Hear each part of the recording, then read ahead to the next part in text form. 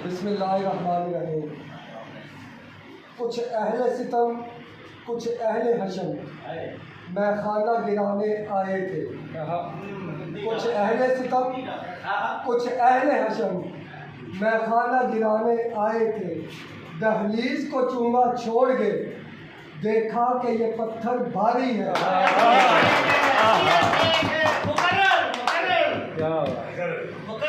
कुछ अहले सितम, कुछ अहले हशम मैं खाना गिराने आए थे।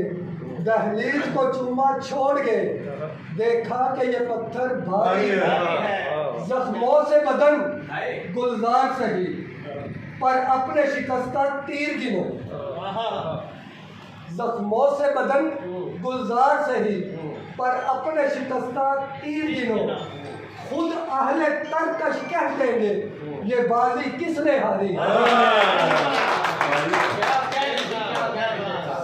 इन सितारों से कह दो, इन सितारों से कह दो कि अपनी किरणें संभाल रखें। मैं अपने सहरा के जर्रे जर्रे को खुद चमकना सिखा रहा हूँ।